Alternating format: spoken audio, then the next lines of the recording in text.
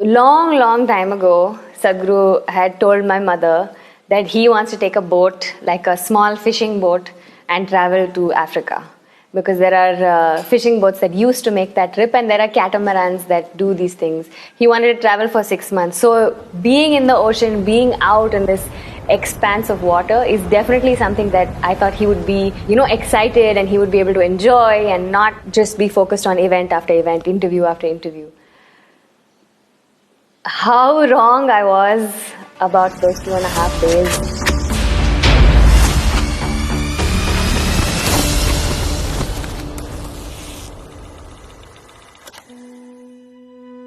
So when we got to Riyadh, it was so unreal for us because it was just desert everywhere, and I personally have never seen something like that. We were all in a bus, and in that bus we're all sitting and we can barely see outside the windscreen. And we're looking out and thinking, oh, everything looks a little hazy. It almost looks like mist, like an early morning fog kind of feeling. Only when you step out of the bus do you realize that it's not fog, it's dust, it's sand, it's like fine particles of sand. We see this sandstorm happening around us, and we don't know how Sadhguru is going to ride the bike through this.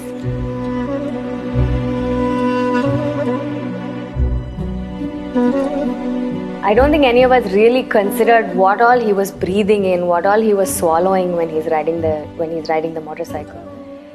And I think really I only realized that when we got on the boat. So we took a boat from Oman to Jamnagar, and that was what I thought at least would be like a 3-day break for him, or a 2.5-day break for him. So we get on the boat and we're there for some time. We meet the whole crew, the captain, everybody. That first day we were all okay, and then the second day in the morning when we saw him, he was not looking so well, and I asked him, have you slept and all of that. He said, I'm fine, and then he started coughing.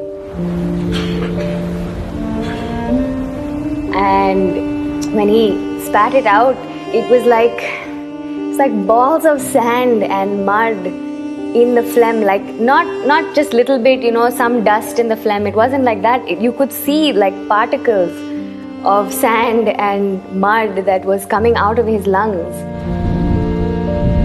I never even knew that much sand can go into somebody's lungs and that it can come out like this. Seeing him cough up these, balls of mud, I don't know, has something happened to his lungs? Is it, is it like a serious thing? Do we need to get a doctor to look at his lungs? Like, what is the situation? I don't even know. All I know is he's coughing, he's losing his voice. He's not able to speak for more than a few minutes at a time, and even when he speaks kind of softly. And then we're trying to check, are you okay? Can we get you some medicine? Can we do something? He says, no, I'm fine.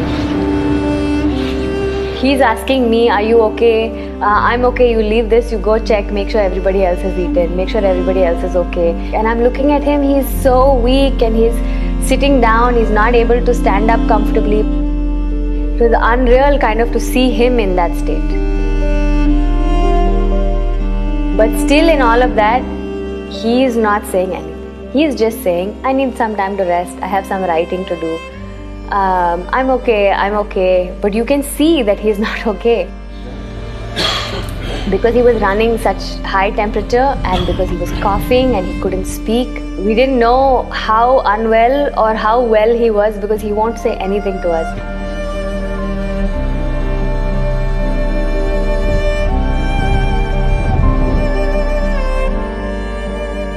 I realized that he had a very high temperature. Every time he coughs up, if we give him a tissue or something, there's particles of sand in the tissue.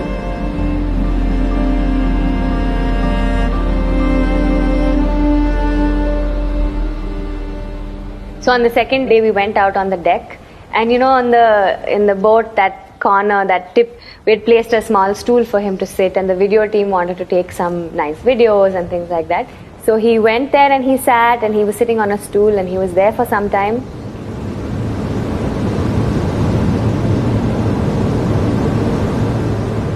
And maybe for the first time, I heard him say, I need to go.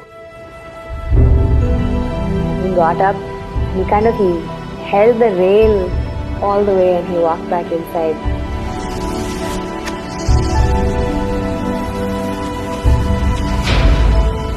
and he went to his room.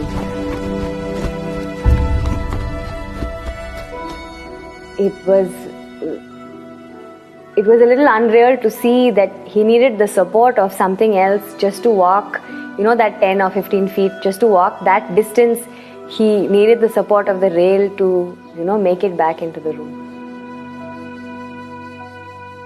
I was so uncomfortable with just letting him sleep alone in the room that I went and slept on the couch in his room, because I didn't know in the middle of the night if he gets up and something happens, nobody will be there to do anything. And it's a ship, and the ship is rolling from side to side.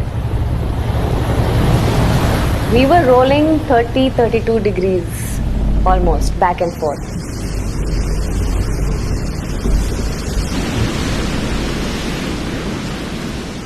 It was a rough journey for all of us, but for him particularly, because he was already unwell and you can't really rest because your body is constantly in motion. And he would cough and we'd say, "Are you okay? Would you need this?" He's, No, I'm fine. And he'll take a minute and then he will continue doing whatever he needed to do. It was very difficult to see.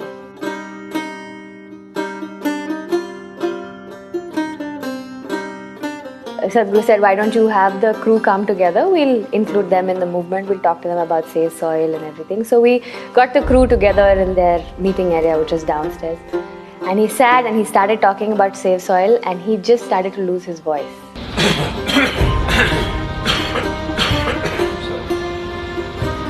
You want to put back organic? He would say something and then he would cough and he would say, "Excuse me," and then he would say it again. And he was not able to get full sentences out in the way that we are so used to seeing him at events. Because he was coughing, he lost his voice. It was difficult to see. So after he spoke for some time, then he said, "Why don't you play the video first, then we'll speak again."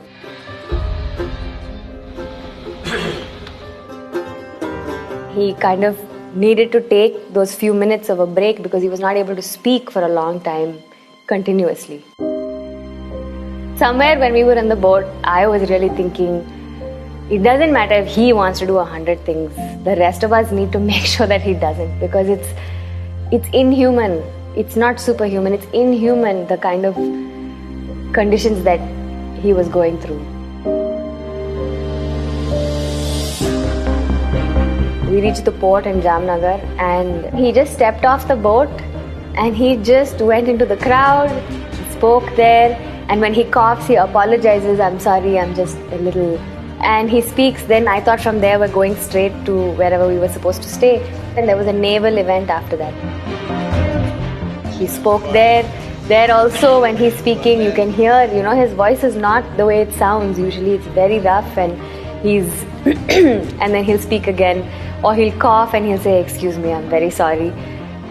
Almost apologetic that he's not well, without actually saying that he's not well. From there we went and they had a big welcome. It was a long event for another 1 hour, 1.5 hours. He's speaking continuously. We got to make this happen. It was incredible to see, but it was also a little painful to see because we had seen how he was the previous 2-3 days, and all we wanted was for him to rest for some time.